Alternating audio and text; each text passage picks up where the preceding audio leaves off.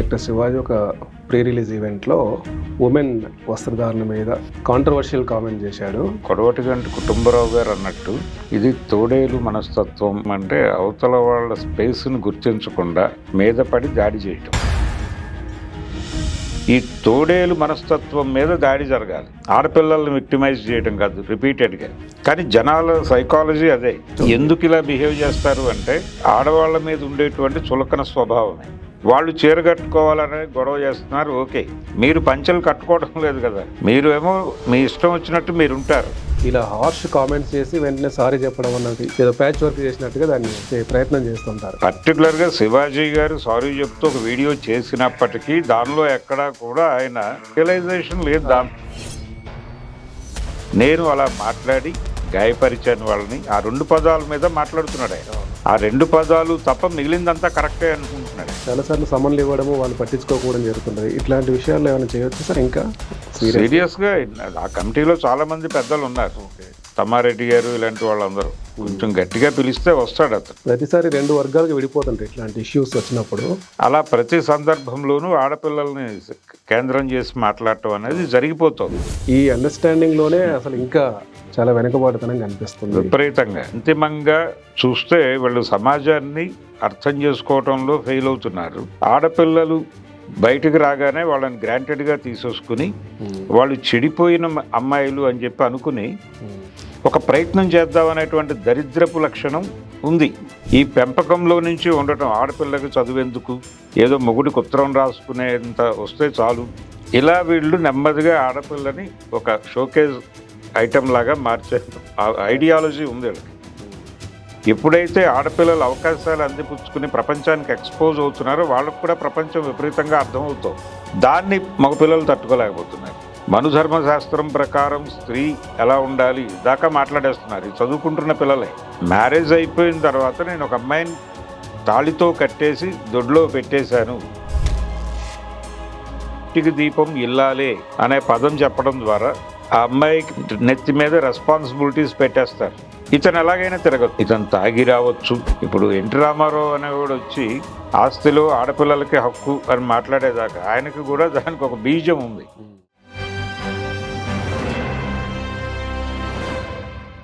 Hello, welcome to 3TV. ఈరోజు మనతో పాటు సీనియర్ జర్నలిస్ట్, సినీ క్రిటిక్ భరద్వాజ్ గారు ఉన్నారు. సార్ నమస్తే. సార్ నమస్తే అండి. సార్, రీసెంట్గా యాక్టర్ శివాజీ ఒక ప్రీ రిలీజ్ ఈవెంట్లో ఉమెన్ వస్త్రధారణ మీద చాలా కొంత కాంట్రవర్షియల్ కామెంట్ చేశాడు. తర్వాత సారీ కూడా చెప్పారు. అవును. అయినప్పటికీ కూడా ఇట్లా ఉమెన్ సంబంధించిన ఒక మోరల్ పోలీసింగ్ కానీ లేకపోతే ఇట్లాంటి కామెంట్లు కానీ అసలు వీళ్ళ సైకీని ఏం తెలియజేస్తుంది సార్? అది అంటే ఒక రకంగా కొడవటిగంటి కుటుంబరావు గారు అన్నట్టు సార్ ఇది తోడేలు మనస్తత్వం అని అన్నాడు ఆయన ఒకసారి. అంటే ఈ తోడేలు మనస్తత్వం అంటే అవతల వాళ్ళ స్పేస్ని గుర్తించకుండా మీద పడి దాడి చేయటం. ఓకే. ఈ లక్షణం ఎవరికి ఉన్నా కానీ దాన్ని తోడేలు మనస్తత్వం అనే పదం వాడారు ఆయన. ఓకే.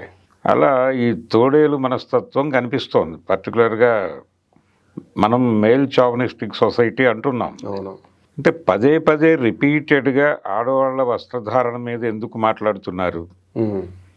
మాట్లాడే క్రమంలో చాలా అగ్రెసివ్గా మాట్లాడాడు ఆయన. అంటే మిగిలిన వాళ్ళు ఇంతకుముందు జేసుదాస్ గారు మాట్లాడాడు ఒకసారి, మాట్లాడి ఆయన సారీ చెప్పేశారు. అలాగే సుమన్ గారు మాట్లాడారు రీసెంట్గా ఒక 2 months బ్యాక్. ఆయన కూడా దాదాపుగా సారీ చెప్పాడు. జీన్స్ మీద కదా సార్? అది గుళ్ళో జీన్స్ మీద. ఓకే.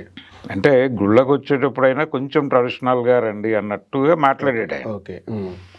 అయితే ఈయన కొంచెం దాన్ని దాటాడు శివాజీ గారు. దాటి ఈయన ఒక రకంగా ఈ భావజాలం అంతా చూస్తే వీళ్ళు ఎక్కడి నుంచి మొదలైంది ఈ ధోరణి అంటే మనం రిపీటెడ్గా నిర్భయ కేసులు చూస్తూ వచ్చాం. అవును. ఆడపిల్లల మీద జరుగుతున్నటువంటి లైంగిక పరమైన దాడులకి కారణం వాళ్లే అని చెప్పేటువంటి ఒక నెరేటివ్ని ప్రజల బుర్రల్లోకి తీసుకెళ్ళటం అనే ప్రయత్నం వీళ్ళు అసంకల్పితంగా చేసేస్తున్నారు. ఓకే. అంటే మీరు ప్రొవోక్ చేసే పద్ధతిలో మీరు డ్రెస్ ఉండద్దు అని శివాజీ తన ప్రసంగంలో దాదాపుగా దాన్ని టచ్ చేశాడు. టచ్ చేయటం అంటే రీసెంట్గా లులు మాల్లో ఒక ఇన్సిడెంట్ జరిగింది. నిధి అగర్వాల్ అనేటువంటి హీరోయిన్ అక్కడ ఒక రాజాసాబ్ సినిమా ఈవెంట్కి వెళ్ళి తిరిగి వచ్చేటప్పుడు ఆవిడ మీదకి జనాలు ఒక్కసారి అలా మాస్ మోగింది. నిజానికి ఆయన భాషలో చెప్పాలంటే, కుటుంబరావు గారి భాషలో చెప్పాలంటే, తోడేళ్ల మంద దాడి చేసింది ఆ అమ్మాయి మీద. అలాగే సమంత మీద కూడా తోడేళ్ల మంద దాడి చేసింది. తను ఏదో ఒక షాప్ ఇనాగరేషన్కి వెళ్ళిన సందర్భంగా. ఈ రెండు చోట్ల అంటే నిర్వాహకుల లోపం కూడా ఉంది. నిర్వాహకులు ఇలా జరుగుతుంది అని ముందే ఊహించాలి. ఊహించి వాళ్ళు పిలిస్తే వచ్చారు. వాళ్ళ పనిలో వాళ్ళు వచ్చి అక్కడ ఇరుక్కున్నది కాదు.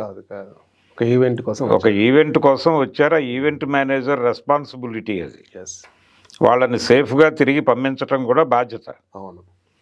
అక్కడ లులు మాల్లో జరిగిన దగ్గర లిఫ్ట్లో స్ట్రైట్ అవే వాళ్ళని సల్లార్కి తీసుకెళ్ళిపోయి లిఫ్ట్ దగ్గరికే వెహికల్ తీసుకొచ్చి అందులో పెట్టి పంపించేస్తారు మామూలుగా. ఇప్పుడు సినిమా ప్రివ్యూస్కి అప్పుడప్పుడు సెలబ్రిటీస్ వస్తారు ఇక్కడికి.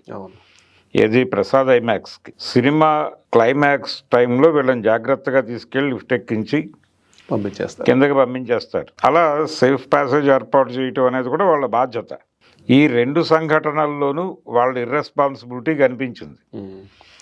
వీళ్ళు లిఫ్ట్ ఎక్కి సెల్లార్కి వెళ్లకుండా గ్రౌండ్ ఫ్లోర్లోనే దిగి బయటకు వచ్చింది ఆవిడ నిధి అగర్వాల్.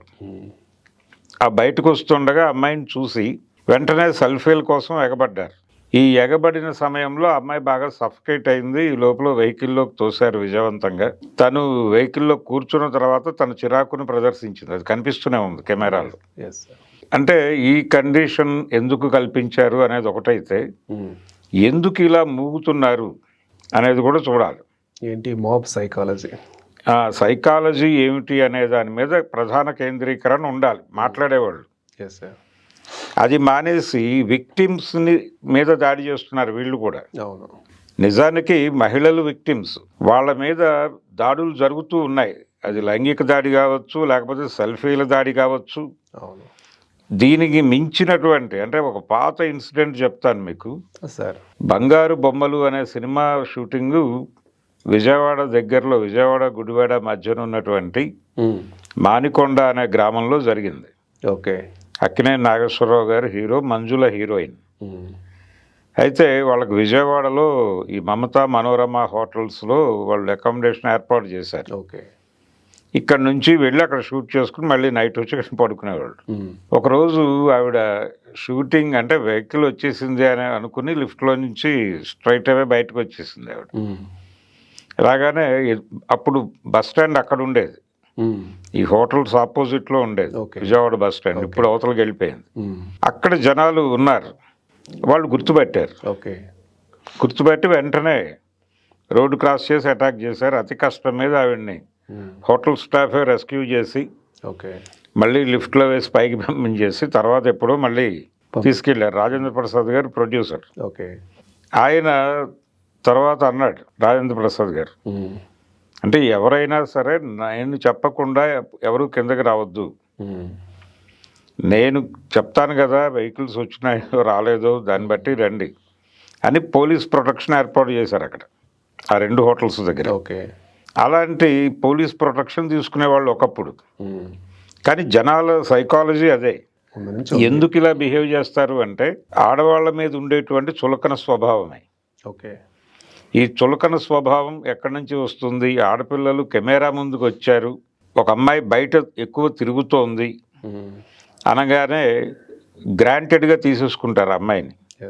చదువు కోసం బయటకు వచ్చినటువంటి ఆడపిల్లల మీద కూడా ఇలాంటి అభిప్రాయమే ఉంటుంది. అలాగే సిటీల్లో ఉండి హాస్టల్లో ఉండి చదువుకుంటుందంటే ఆ అమ్మాయి రకరకాలుగా అయిపోయి ఉంటుంది అనేటువంటి ఒక ముందస్తు అభిప్రాయం సమాజంలో ఏర్పడిపోయేటువంటి రోజులు ఉన్నాయి మనకి. ఇలా ఆడపిల్లలు జ్ఞాన ప్రదర్శన చేసినా తట్టుకోలేరు వాళ్ళు. ఎక్కడైనా వాళ్ళు రచయితలుగా మారితే వాళ్ళ మీద కూడా చులకన భావమే. ఇప్పుడు ఫేస్బుక్లో ఎవరైనా రాసినా చులకన భావమే, ఏదైనా రీల్లో కనిపించినా చులకన భావమే. అంటే వాళ్ళు ఎక్స్పోజ్ చేస్తున్నారు కాబట్టి అనేటువంటి ఒక ఇది తీసుకుంటున్నారు. కానీ వీళ్ళ విచక్షణ నరం ఒకటి పనిచేయాలి కదా బాడీలో.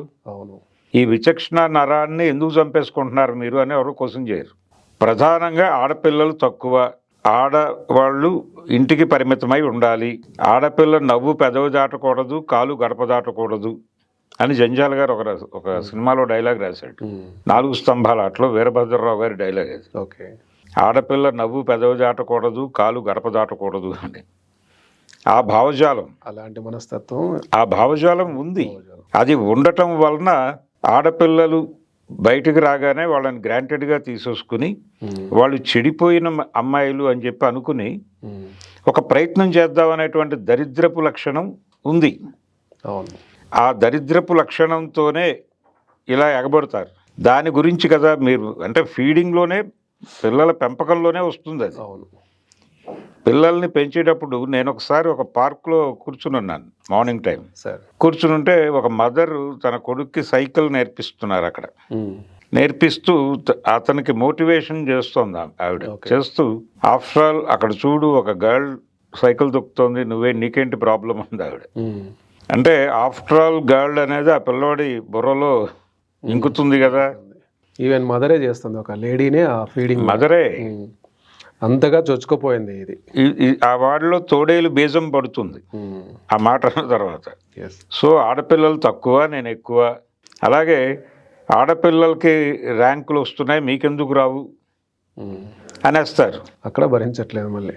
ఇలా ప్రతి సందర్భంలోనూ వాళ్ళు అచీవ్ చేసిన ప్రతి సందర్భంలోనూ పురుషులు మిస్టేక్ చేయటం వలన వాళ్ళు అచీవ్ చేస్తున్నారు అనేటువంటి యాంగిల్లోకి వెళ్ళిపోయి కామెంట్లు చేస్తారు. ఇది దుర్మార్గం.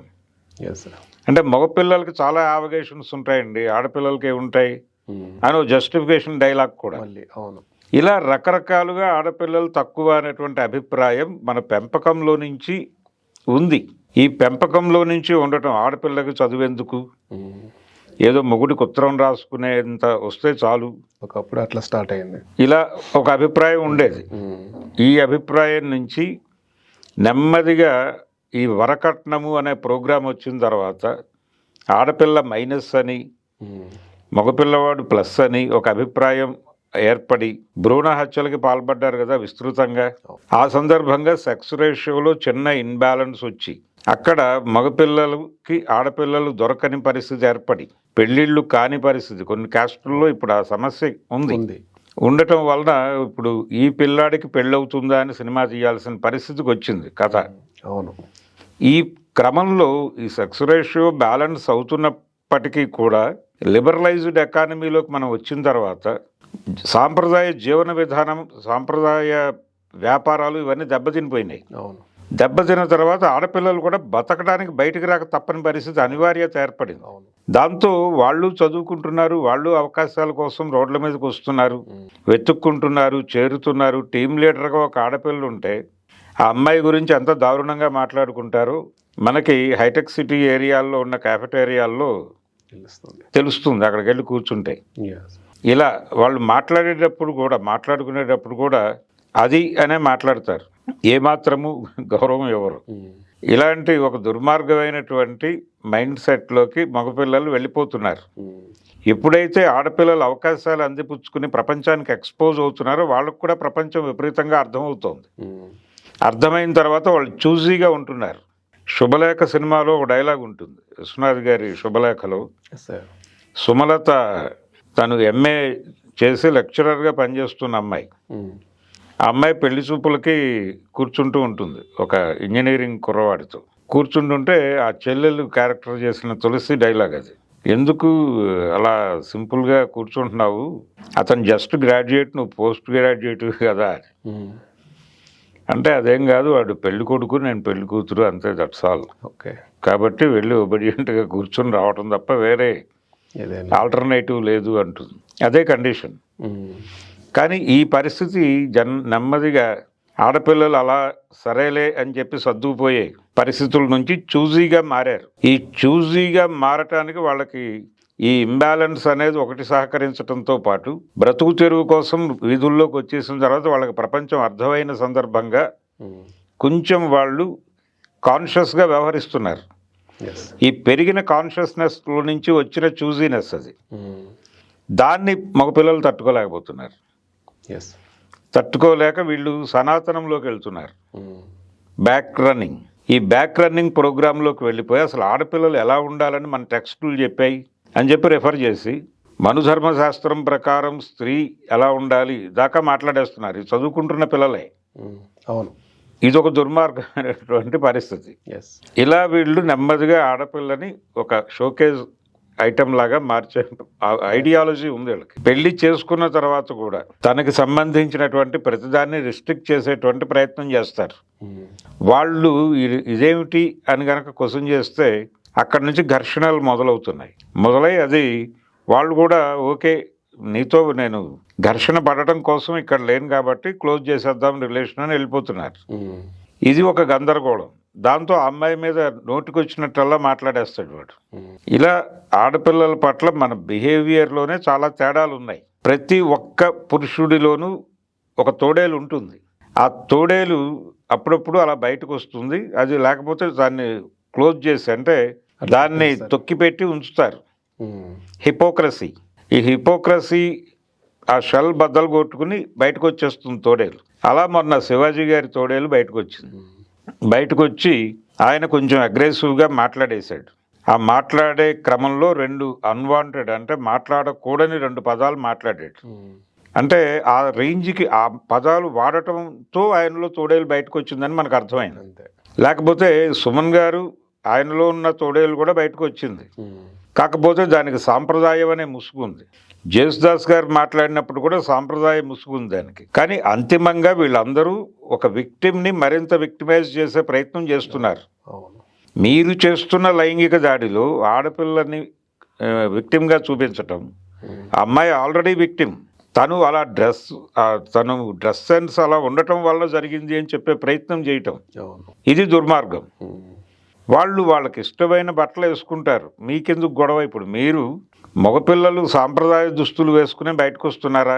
వాళ్ళు చీర కట్టుకోవాలని గొడవ చేస్తున్నారు, ఓకే. మీరు పంచెలు కట్టుకోవడం లేదు కదా. మీరు ఏమో మీ ఇష్టం వచ్చినట్టు మీరు ఉంటారు, వాళ్ళు ఇలాగే ఉండాలంటారు. ఇది ఎలా కుదురుతుంది? కళ్ళు ఒకరివి కళలు ఒకరివి అంటే కుదరదు. ఏ కళ్ళకు ఆ కళలు ఉంటాయి. నీ కళ్ళతో వాళ్ళ కళలను చూసే ప్రయత్నం చేయటం తప్పు. కరెక్ట్. అలాంటి దుర్మార్గపు మైండ్ సెట్లో ఉన్నటువంటి పురుష జాతి మీద ఒక సమీక్ష పెట్టి బ్రాటప్ నుంచి మనం ఏం చేస్తున్నాం, నీకు నిజంగా సెన్స్ ఉంటే, నీ బుర్రలో ఆడపిల్లల పట్ల మనం ఇలా వ్యవహరిస్తున్నాం అనేటువంటి అభిప్రాయం ఉంటే, లేదు ఆడపిల్లలు ఇలా బలైపోతున్నారు అనే ఆవేదన ఉంటే, నువ్వు ఆలోచించాల్సిన పద్ధతి ఇది, నువ్వు మాట్లాడాల్సిన పద్ధతి ఇది. అంతే తప్ప మీరు బట్టలు అలా వేసుకుంటున్నారు కాబట్టి అని మాట్లాడటం అనేది చాలా దుర్మార్గం. మీరు కూడా విక్టిమ్స్తో చేతులు కలిపిన వాళ్ళు అవుతారు. ఇలా హార్ష్ కామెంట్స్ చేసి వెంటనే సారీ చెప్పడం అన్నది అది కూడా ఒక ట్రెడిషన్. ఈ మధ్య చూస్తున్నాం సార్. ఇది ఏదో ప్యాచ్ వర్క్ చేసినట్టుగా దాన్ని ఇది చేసే ప్రయత్నం చేస్తుంటారు. వీటి విషయంలో ఎట్లా ఉండాలంటే ముఖ్యంగా సమాజం కానీ, పర్టికులర్గా శివాజీ గారు సారీ చెప్తూ ఒక వీడియో చేసినప్పటికీ దానిలో ఎక్కడా కూడా ఆయన తన రియలైజేషన్ లేదు. ఏదో ఊరు భాష 2 పదాలు వాడానని చెప్తున్నాడు తప్ప, ఊరు భాష అని చెప్పి మళ్ళీ దాన్ని అవమానపరుస్తున్నట్టుగా మాట్లాడాడు. అదొక దుర్మార్గం. ఈయన్ని వెనకేసుకొస్తున్నటువంటి కొంతమంది పండితులు ఉన్నారు ఏది సోషల్ మీడియాలో. వాళ్ళ గొడవ ఏంటి? నిజమే చెప్పాడు కదా, ఆడపిల్లలు అలా డ్రెస్సింగ్ సెన్స్ లేకుండా బిహేవ్ చేయటం కరెక్ట్ కాదు కదా అని ఆ యాంగిల్లో సపోర్ట్ చేస్తూ 4 మంచి మాటలు చెప్పే మనుషులే కరువైపోయిన ఈ పరిస్థితుల్లో అలా మంచి మాటలు చెప్పినటువంటి శివాజీ లాంటి వాడి మీద పడి దాడి చేస్తారా? ఈ బరి తెగింపుని అడ్డుకోవాలి అని చెప్పి కొంతమంది మాట్లాడుతుంటే, ఇంకొంతమంది అతని గురించి ఎక్కువ మాట్లాడుతున్నారు. అతను ఏదో ఊరి నుంచి వచ్చాడు, ఆ ఊరితనాన్ని ఇంకా తనలో ఉంచుకున్నాడు. ఒక పల్లెటూరి పెద్ద మనిషి ఉన్నాడు అతనిలో, ఆ పెద్ద మనిషిని చంపేయకండి అని ఇంకొంతమంది మాట్లాడుతున్నారు. ఈ 2 దుర్మార్గమే. కాబట్టి ప్రతి మాట అంటే కాన్షియస్గా కొంతమంది ఆడపిల్లలు రియాక్ట్ అయ్యారు. ఆ రియాక్ట్ అయిన ఆడపిల్లల మీద కూడా దాడులు జరిగిపోతున్నాయి. అంటే మీరు ఏది మాట్లాడినా దాన్ని మీ వెనకాల ఉన్నటువంటి భావజాలం. ఒకప్పుడు అనేవాళ్ళు కమ్యూనిస్టు రాజ్యం వస్తే సంపద సమాజపరం అవుతుంది అనగానే, అయితే ఇంకా పెళ్ళిళ్ళు అవి ఉండవా, ఆడపిల్లలు కూడా అందరూ వాడేసుకుంటారా అనేవాళ్ళు వీళ్ళు. అలాంటి అభిప్రాయం, అంటే వాళ్ళు మనుషులు కదా, మనుషులు సమాజపరం అవటం అనేది వేరే గొడవ. అవును. అంటే ఎవరికి వాళ్ళు ఆ సమాజంలో పనిచేసి వాళ్ళకి ఎంత రావాలో అంత తీసుకుని పోతారు. అంతే. మీరు మహిళల్ని ఒక వస్తువుగానో సంపదగానో చూడటం వలన సంపద సమాజపరం అవుతుందంటే ఈ ఆడవాళ్ళు కూడా సమాజపరం అయిపోతారు అని అనిపిస్తోంది మీకు. అది చెక్ చేసుకోకుండా మాట్లాడేసేవాళ్ళు. అలాగే అంత బ్యాక్వర్డ్ థింకింగ్ ఉంది వాళ్ళకి ఉంది మీద ఉంది.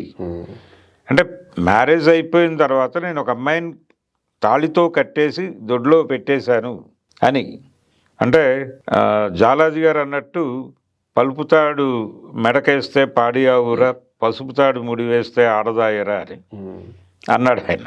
అదే పరిస్థితి. అంటే పలుపుతాడు వేసి ఎలాగైతే ఒక గొడ్డుని దొడ్లో కట్టేస్తారో అలాగే పసుపుతాడు కట్టేసి ఒక అమ్మాయిని దొడ్లో కట్టేయటం అనేటువంటి అభిప్రాయం. ఇక అక్కడ నుంచి ఫ్యామిలీ వాల్యూస్ అన్నిటికీ ఆ అమ్మాయిని సెంటర్గా మారుస్తారు.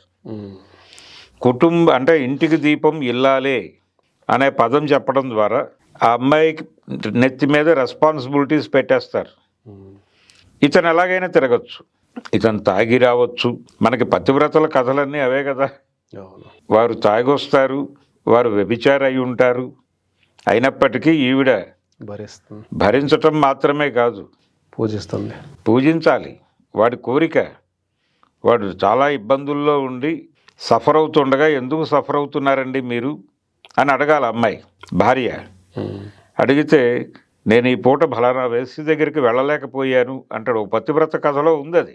అలాగా అండి అని చెప్పి తనే వాడు నడవలేని స్థితిలో వాడిని పట్టుకుని ఒక దీనిలో పెట్టుకుని తోసుకుంటూ వెళ్ళి ఆ అమ్మాయి ఇంటికి తీసుకెళ్తుంది. అలాంటి కథలన్నీ మనం పతివ్రతల కథలనే పేరుతో చదివేసాం కదా. ఈ చదివేసినటువంటి కథల ద్వారా చెప్పింది ఏంటంటే వాల్యూ సిస్టమ్కి సెంటర్గా అమ్మాయిని పెట్టి ఆడపిల్లల మీద రెస్పాన్సిబిలిటీస్ పెట్టేసి ఇల్లు అనగా ఇంటిని చూడాలి, గృహిణిని చూడాలి, ఇలాంటి భావజాలం అంతా ఎక్కించేసి అసలు ఈ సమాజం తాలూకా గోలంతా వాళ్ళకేమో హక్కు ఉండదు ఇక్కడ.